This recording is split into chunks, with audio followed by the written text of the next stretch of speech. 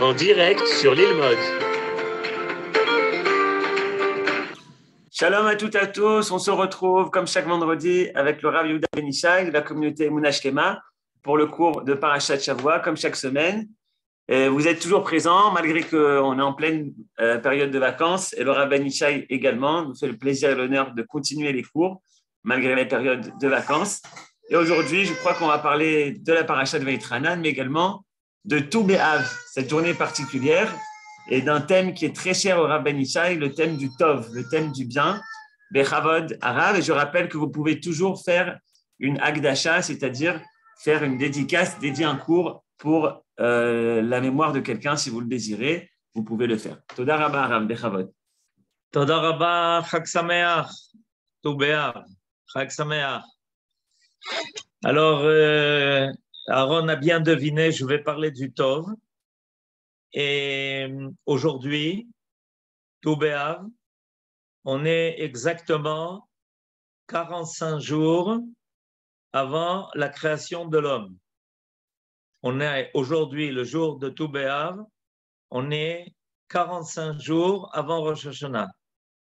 On sait qu'à Rosh Hashanah, le Adam Arishon a été créé. Selon la tradition que nous avons,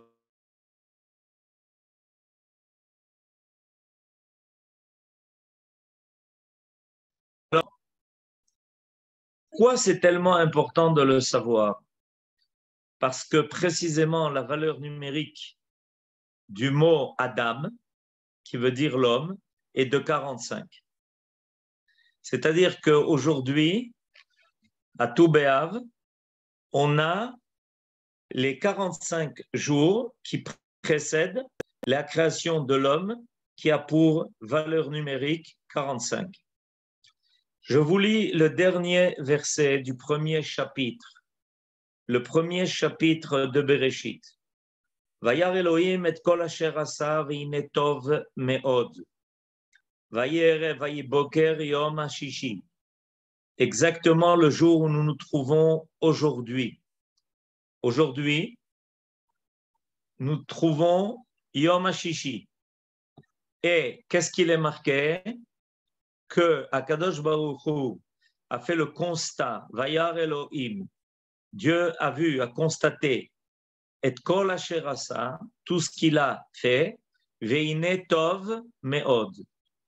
Et en conclusion de tout le Maaseh Bereshit, de la création du monde et de l'homme, il est marqué en sceau de tout cela que tout le Maaseh que Akadosh Baruch Hu a fait est Tov Me'od, Vayere Vayiboker Yom Hashishi. Or, regardez, le mot Me'od sont les mêmes lettres que le mot Adam. Ce sont les mêmes lettres. Si on prend les lettres de Me'od, on a les lettres du mot Adam. Et qu'est-ce qui fait que la constatation finale de la création du monde est Tov Me'od, que tout est Tov Me'od, le fait que le 6e jour a été créé l'homme. Alors aujourd'hui, on va baser notre enseignement sur un livre extraordinaire qui s'appelle Bnei Yissachar et qui parle des secrets du temps de chaque mois. Et il nous explique qu'en fait, 45 jours avant la création effective de l'homme à Rosh Hashanah, l'homme a été pensé, a été conçu dans la pensée divine. Il y a eu 45 jours où l'homme était en gestation, où Dieu a préparé la création de l'homme. Et ces 45 jours-là qui nous séparent de Rosh Hashanah sont les 45 jours où l'homme va petit à petit descendre de l'idée sublime que Dieu en a jusqu'à sa réalisation sur terre, dans notre monde. Et c'est pour ça que ces jours-là sont tellement importants, parce que à Rosh Hashanah, on connaît tous l'importance de ce jour-là.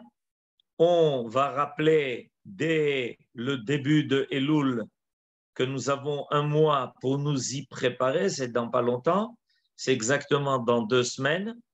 Mais en réalité, déjà 2 semaines avant le mois de Elul, à partir de Tou B'Av, il y a la possibilité de penser à la forme idéale de ce qu'est l'homme.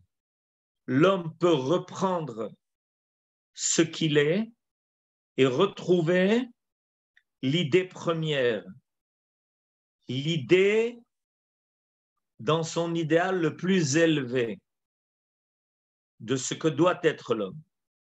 Il y a une possibilité de faire réapparaître l'homme dans son essence vraie.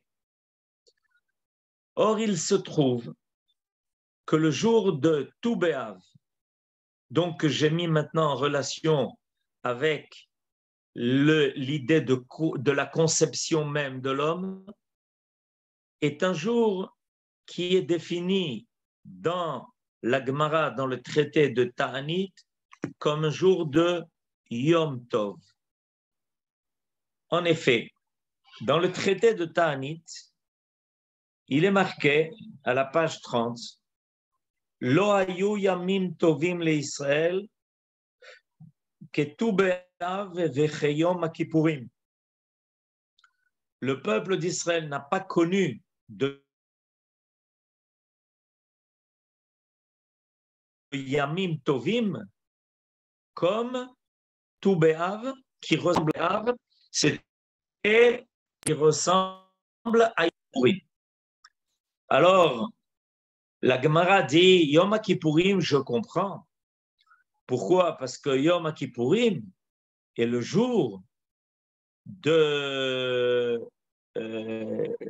fait que Akadosh Baruch Hu a pardonné au peuple d'Israël ses fautes. Il l'a fait dans le désert après la faute du veau d'or.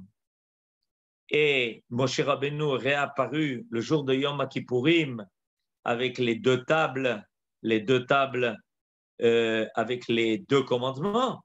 Voilà, maintenant c'est marqué. Amar Rabbi Shimon ben Gamliel, Lo hayu yamim tovim le Israël kechamisha asar be'av ucheyom Kippourim. La Gemara dit Bishlama, je comprends tout à fait. Yom Kippourim mishum de itbe slicha ou mechila. Je comprends tout à fait pourquoi tu appelles Yom Kippourim Yom Tov. À retenir d'ailleurs que Yom Kippour est appelé Yom Tov. Mishum de itbe slicha ou mechila. Parce que c'est le jour où on a le droit au pardon total. Yom shenitnu bo luchot acharonot. C'est le jour où nous ont été données les dernières tables. Parce que les premières, comme on s'en souvient, ont été brisées le 17 Tammuz, que nous avons passé il y a un mois. Mais la Gemara reste perplexe à propos de Tou B'Av. Et là, Tou B'Av, Mai Hi. Pourquoi est-ce que tu appelles le jour de Tou B'Av un jour de Yom Tov? Ça, c'est inexplicable. En quoi le jour de Tou B'Av est un jour de Yom Tov? En effet, le jour de Tou B'Av, on ne trouve pas d'interdit de faire un travail quelconque. On ne trouve pas qu'on doive y dire le Hallel.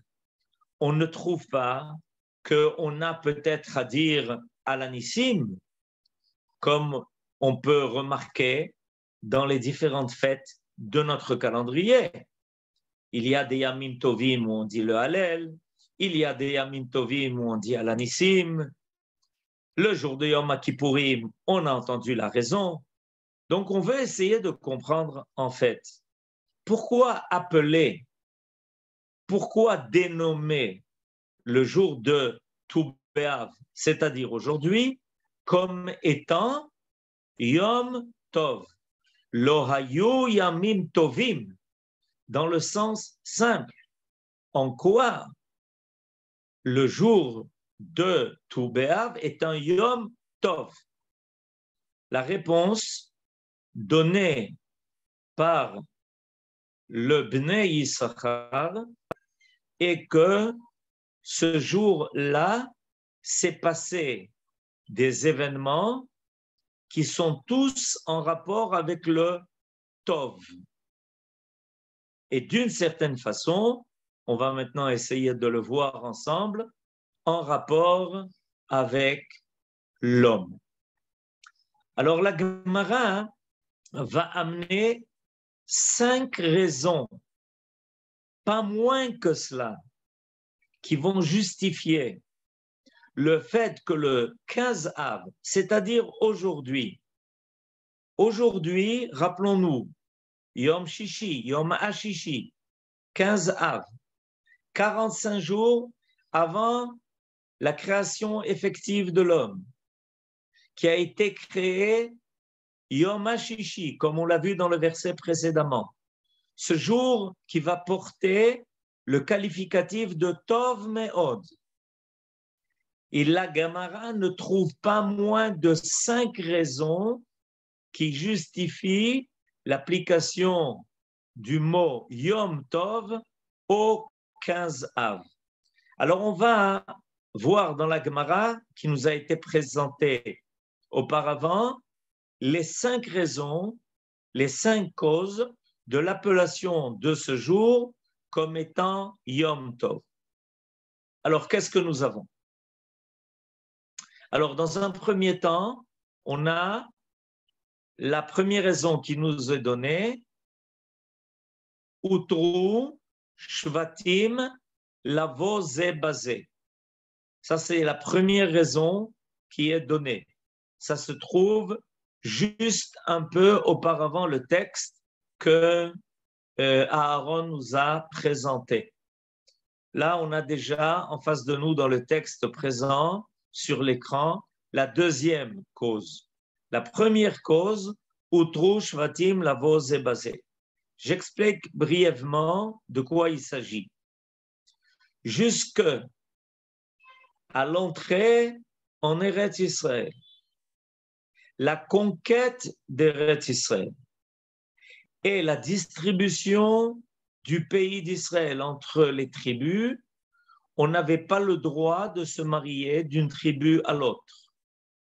En effet, la Torah, pour bien délimiter la frontière de chaque tribu et pour ne pas qu'un héritage passe d'une tribu à l'autre, avait interdit dans un premier temps la possibilité de mariage pour ne pas qu'une femme qui est par exemple un domaine se marie avec un mari d'une autre tribu qui finirait par hériter d'un domaine qui appartient à l'autre tribu, celle de sa femme.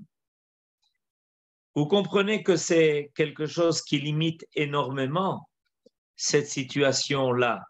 La situation où on ne peut pas se marier entre tribus est une situation qui n'est pas le Tov, parce qu'il n'y a pas une possibilité d'unité totale au sein du peuple qui apparaît.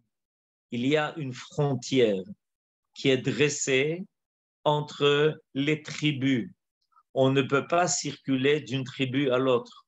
Ce qui nous paraît tellement simple et évident aujourd'hui que tout garçon peut se marier avec toute fille sans vérifier à quelle tribu elle appartient. Pendant longtemps, ça n'a pas été permis.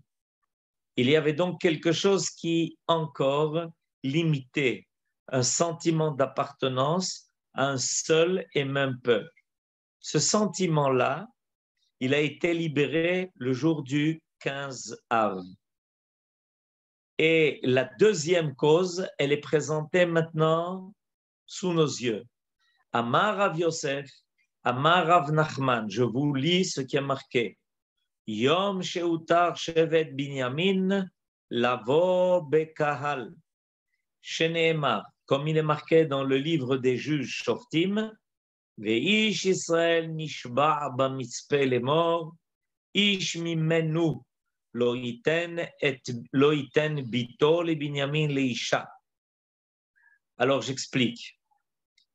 Pendant l'époque des juges, a eu lieu un événement extrêmement grave où il y a eu un comportement dans le Shevet Binyamin, il y a eu un comportement extrêmement immoral dans la ville de Geva. Et ce comportement immoral, le peuple d'Israël a réclamé de la tribu de Binyamin, au sein de laquelle s'est passé cet événement terrible. Cet événement, il porte un nom, Pilegesh Bagiva. Giva, c'est le nom de la ville où s'est passé cet événement terrible. Le peuple d'Israël a exigé du Shevet Binyamin de punir les auteurs de ce comportement dépravation de mœurs extrêmement immorale. La tribu de Binyamin a refusé. Elle a refusé de punir et de châtier les fauteurs qui appartenaient à sa tribu, à elle. Alors le peuple d'Israël est parti en guerre contre la tribu de Binyamin. Il y a eu des dizaines de milliers de victimes. Et plus que ça, le peuple d'Israël a fait le vœu, a prêté serment de ne pas permettre au Shevet Binyamin de prendre des femmes au sein du peuple d'Israël. Or, le peuple Binyamin, la tribu de Binyamin, s'est retrouvée à un nombre d'hommes extrêmement petits, limités. Et si on ne permettait pas à la tribu de Binyamin de prendre femme au sein du peuple, la tribu de Binyamin aurait fini par disparaître. Or, on sait bien que le peuple d'Israël ne peut pas avoir moins que 12 tribus. Vayi Bishurun Melech, Beitasef Raché Am, Yachad Shifte Israël. Ce danger nous avait déjà menacé lors de la tentative des frères de Yosef de le faire disparaître. Heureusement, au dernier moment, ça a été épargné. Finalement, Yosef a été retrouvé. Eh bien, à l'époque des juges, cette fois-ci, ça s'est passé avec la tribu frère de Yosef, la tribu de Binyamin, qui a failli complètement être anéantie, d'une part par les combats qui ont été menés contre elle, et d'autre part par l'interdiction qui a été prononcée de ne pas donner en aucun cas à la tribu de Binyamin, aux dernières familles de Binyamin, de pouvoir fonder d'autres familles qui lui permettraient de continuer la descendance de Binyamin. Et ça a failli arriver, ça a failli se produire. Et au dernier moment, on a trouvé une solution à ce problème-là. Utar Shevet Binyamin, Lavo Bekaal.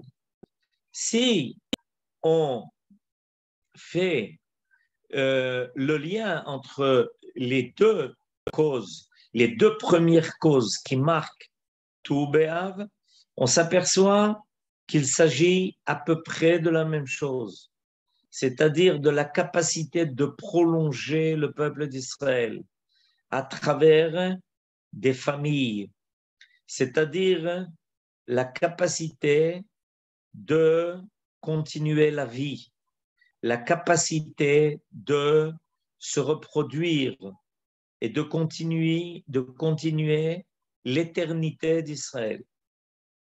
Évidemment, quand les tribus étaient séparées les unes des autres et qu'on n'avait pas le droit de se marier entre tribus, ça limitait énormément l'expansion du peuple. Et quand le chevet de Binyamin a failli disparaître, à nouveau, l'existence même du peuple a été en danger.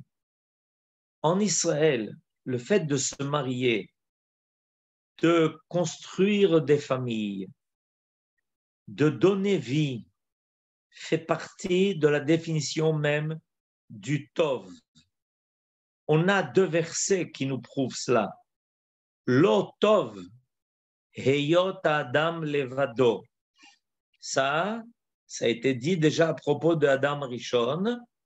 C'est ce qui a fait que finalement Akadosh Baruch Hu a créé sa compagne, une femme.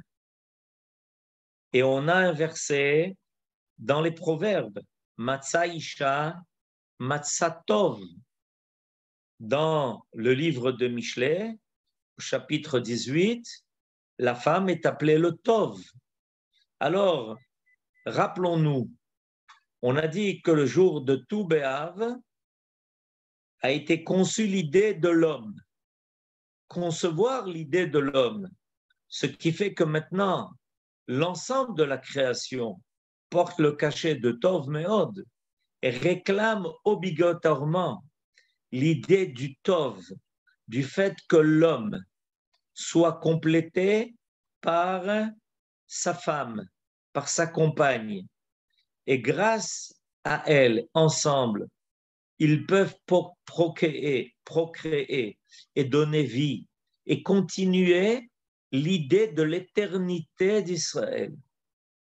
C'est en rapport étroit avec ce qui s'est passé dans le temps, dans le fait que le jour de Tou B'Av, on a permis à nouveau aux tribus de se marier entre elles, donc de faire grandir le peuple, du fait qu'on a permis à la tribu de Binyamin de pouvoir à nouveau revivre, alors qu'elle a été pratiquement décimée.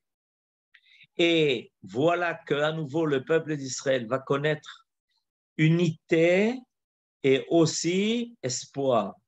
Espoir que tout se remet en place, que le peuple retrouve toute sa vitalité qui a failli être atrophiée par la disparition d'une tribu entière, la tribu de Binyamin, dont le peuple a failli être mutilé.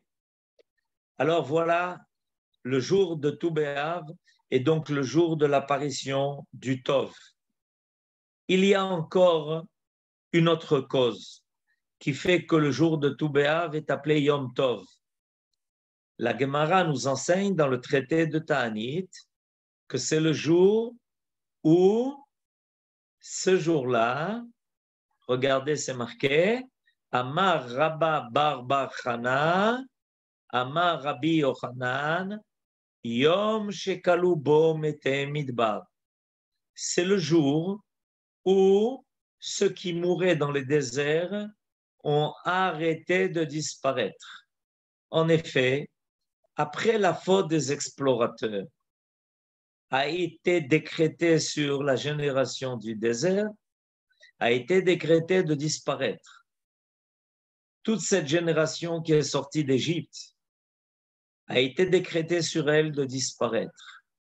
Et chaque jour, chaque an, chaque jour de Tisha B'Av, chaque année, disparaissait une partie de ceux qui étaient sortis d'Égypte. 15 000. Au bout des 40 ans dans le désert, voilà que tout d'un coup, la dernière année, les derniers survivants de cette hécatombe, de cette catastrophe, se sont couchés dans leur tombe et attendaient le jour du 9 Av, que le décret se réalise. Et voilà que tout d'un coup, il remarque que le jour de Tisha B'Av passe son lendemain. En tout et pour tout, 7 jours se sont écoulés. 7 jours de Tisha B'Av jusqu'à Tou B'Av. Et voilà qu'au bout de 7 jours, la lune est pleine et vient leur annoncer qu'ils ont été épargnés. Ils ont été épargnés et est arrivé quelque chose d'extraordinaire. La prophétie, telle que Moshe Rabbeinu l'a connue lors de l'apparition de Akadosh Baruch Hu au Sinaï, au buisson ardent, et ensuite qui ne l'a pas quitté jusqu'à la faute des explorateurs et qui l'a quitté. Cette densité-là l'a quitté. Cette prophétie directe, tant que sa génération, celle des gens du désert, disparaissait chaque année, cette prophétie, nous dit la Gemara, n'apparaissait plus chez Moshe. Quand est-ce qu'elle est réapparue? La dernière année où la génération du désert a été épargnée. Ceux qui ont pu rentrer en Eretz Israël. Et alors, Moshe Rabbeinu retrouve sa prophétie. Or, Moshe Rabbeinu est appelé Tov. En effet, quand il est né, il est marqué à propos de Moshe Rabbeinu que sa mère a remarqué que la maison s'est remplie de lumière. Et elle a dit, « Ah, voilà qu'est apparu le Tov. » En effet, on sait très bien que la première chose qui a été créée a été la lumière. Vayar Elohim et Haor ki Tov. Le Tov est revenu. La 40e année de la génération du désert. Le Tov revient. Ça s'est passé à Tou B'Av. La dernière année où les enfants d'Israël étaient dans le désert ont été épargnés, cette dernière tranche qui aurait dû disparaître et par la bonté divine a été épargnée. Et ça s'est fait le 15 Av, le jour de Tou B'Av. La lumière est réapparue. Et pourquoi précisément le jour de Tou B'Av? Parce que le jour de Tou B'Av est le jour de la lune pleine. Ceux qui ont regardé hier soir le ciel, comme moi je l'ai fait, se seraient aperçus d'une lune très grande qui éclairait de toute sa force la nuit, qui n'était plus obscure comme elle était au début du mois. La lumière réapparaît et ça s'est fait le jour de Tou B'Av. Mashu Tov Kara, quelque chose de Tov est arrivé ce jour-là. On va continuer. Et la 4e cause qui fait que ce jour de Tou B'Av est appelé Yom Tov, nos sages vont nous dire Roula Amar. Je lis le numéro 4. Yom Shebitel Oshea ben Ela Prosdayot Sheoshiv Yarovam ben Navat Al Adrachim Shelo Ya'alu Israël Aregel Ve'amar Le'eze Sheirtzu Ya'alu. J'explique. Après le règne du roi Salomon, du roi Shlomo, il y a eu un schisme entre le royaume de Yehuda et le royaume d'Israël, où se sont réunis 10 tribus, l'essentiel du peuple d'Israël. à la tête de ces 10 tribus se trouvait un roi qui s'appelle Yarovam ben Nevat. Yarovam ben Nevat a compris que pour asseoir sa royauté, il ne pouvait pas permettre de monter à Yerushalayim au Beth Amikdash. Parce que dès que les gens de son royaume retrouvaient Yerushalayim et retrouvaient le Beth Amikdash, immédiatement leur cœur se portait à nouveau vers l'unité, vers la volonté de réunir ces deux royaumes, de mettre Yerushalayim en capitale et de faire que tout le peuple d'Israël se retrouve uni dans le Beth Amikdash. Et il a mis des barrages qui ne permettaient plus d'arriver au Beth Amikdash, à Yerushalayim. À Bethel, il a dressé un barrage qui ne permettait plus Aliyah la Regel. Et il y a, à un moment donné, un roi qui a eu la volonté d'annuler cela. Il l'a fait le jour de Tou B'Av. Ce roi Hoshea ben Ela a fait un acte qui a changé beaucoup la situation du peuple d'Israël. Il a fait ôter les barrages. Il n'a pas encouragé les gens à monter à Yerushalayim et à arriver au Beth Amikdash. Mais il ne s'y est pas opposé et il a dit chacun choisit le culte qui lui convient. Et évidemment, beaucoup ont mis à profit cette possibilité de rejoindre Yerushalayim, de se retrouver à nouveau au Beth Amikdash, de réunir peut-être des familles qui avaient été coupées l'une de l'autre, une partie de l'autre, des amis qui se sont retrouvés, et surtout le sentiment de n'appartenir qu'à un seul et même peuple et de se retrouver au Beth Amikdash pour le même Dieu. Ça aussi s'appelle Tov. C'est une situation du Tov. En effet, on va trouver aussi que le fils de Yarovam, qui s'appelait Avia, a été honoré par tout Israël. Pourquoi? Parce qu'il est marqué Nimtsa bo davar tov. Nimtsa bo davar tov. Lui, à son époque, avait aussi permis le passage de ce qu'il voulait pour Yerushalayim.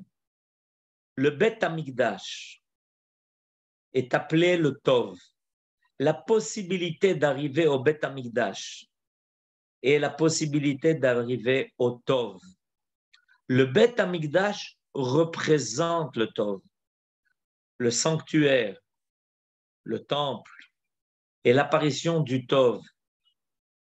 En dehors du Beth Amikdash, il y a le bien et le mal qui sont mêlés. Tov, Vara. Au Beth Amikdash, il n'y a que le Tov, sans le Ra. Il n'y a que lumière, sans les ténèbres. C'est la situation idéale. Yom Shekulo Tov. Dans le temps, il y a Yom Shekulo Tov. C'est le Shabbat. Il y a un endroit Shekulo Tov, le Beth Amikdash. C'est pour ça que toute impureté y est formellement interdite. Parce que l'impureté vient du contact avec un olam qui n'est pas le Tov. Dans le Beth Amikdash où il y a la Kedusha, on doit obligatoirement être en état de sainteté pour toucher, pour arriver au Tov. Ça, c'est la 4e raison de Tou B'Av. La 5e et la dernière. Nitnu, Yom Shenitnu, Aruge Beitar Likvura. Alors on est bien longtemps après. On est à l'époque de Bar Korba. On est à l'époque de la lutte d'Israël contre les Romains. Le Beth Amikdash a été détruit, le deuxième. On vient la semaine, quelques jours cette semaine, quelques jours auparavant, on s'est endeuillé. Le 9 Av, le 10 Av aussi, il y a à peine quelques jours de cela. Et voilà que il y a une révolte. 70 ans après la destruction du deuxième temple. Il y a eu un espoir que 70 ans après la destruction du deuxième temple, comme le temple a été reconstruit 70 ans après la destruction du premier, que Bar Korba soit le Mashiach, que le peuple d'Israël arrive à se délivrer du joug romain et qu'il arrive à retrouver son indépendance. Il y a une lutte grave, une lutte vitale. Et tout le peuple qui est encore en force qui a encore la force de se battre, se retrouve à Beitar, avec Bar Korba. Malheureusement, il n'y a pas eu récupération de toutes les fautes qui ont été la cause de la destruction du deuxième temple. Et Beitar va tomber aux mains des Romains. Et ils vont faire un carnage. Et ils vont tuer sans pitié tous ceux qui s'y étaient réfugiés.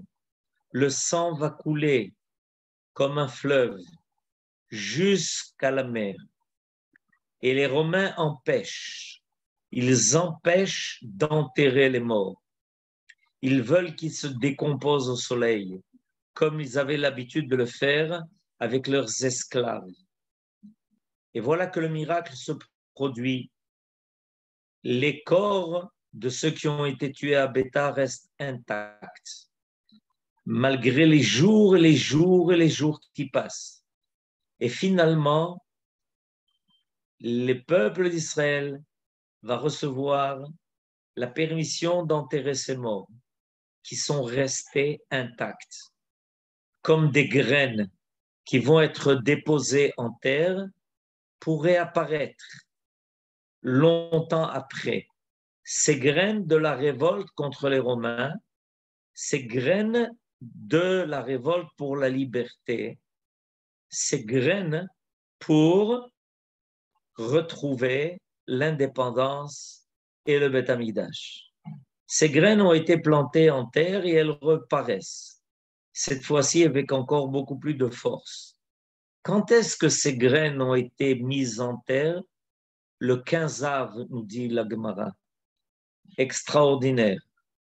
Et quel est le souvenir qui a été fixé par nos sages de ce miracle? Voilà l'enseignement qui est marqué dans la Gemara. Rav Matana Amar, Yom Shenitnu Aruge Beitar Likvura. Amar Rav Matana, Oto Yom Shenitnu Aruge Beitar Likvura, Tiknu Beyavne, Hatov ve'amitiv. Hatov shelo isrichu, ve'amitiv shenitnu legvura. Regardez qu'est-ce qui est dit à propos de cet événement-là. Hatov ve'amitiv. À nouveau, le Tov réapparaît. Tout le jour de Tou B'Av, aujourd'hui, jour où l'idée de la création de l'homme se fait naître. Ce jour-là, le jour de Tou B'Av, 45 jours avant Rosh Hashanah, la gematria du mot de Adam, ce jour-là, la Gemara nous a donné 5 causes du Tov qui est apparu dans notre histoire et qui doit évidemment finir par réapparaître aussi à la fin des temps. Et voilà que depuis notre retour en Eretz Israël, tout d'un coup, ce jour qui avait été oublié est réapparu et on le fête et on est content.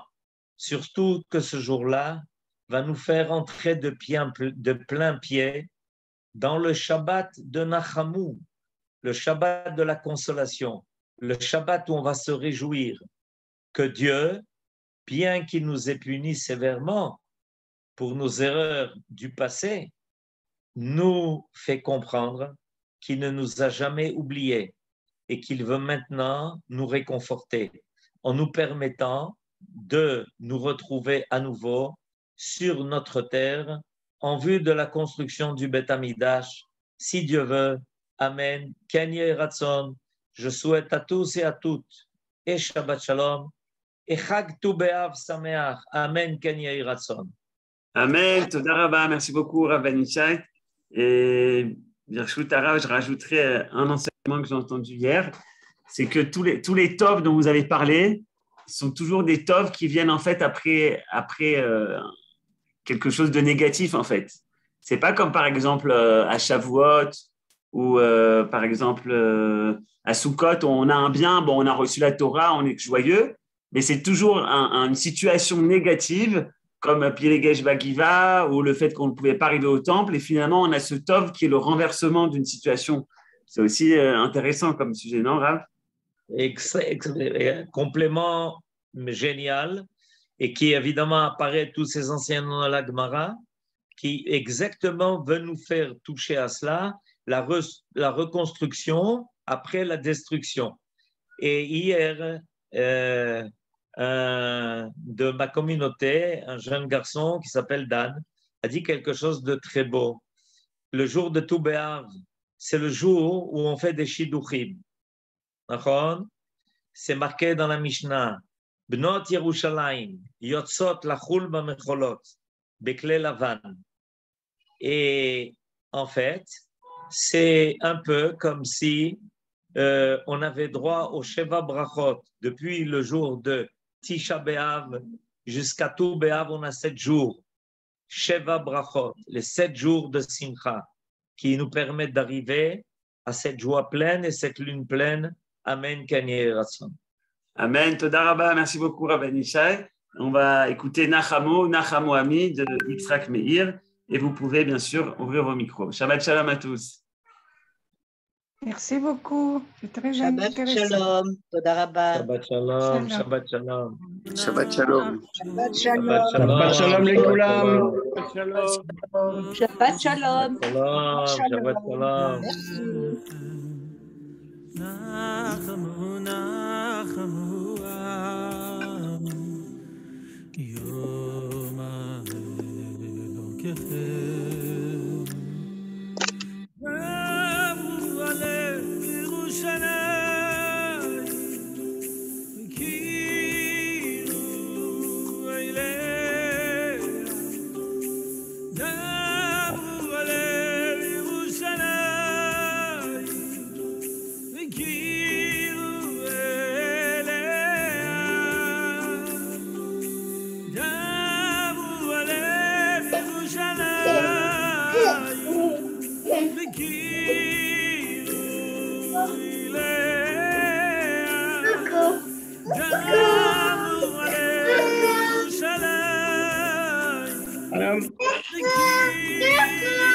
Coucou.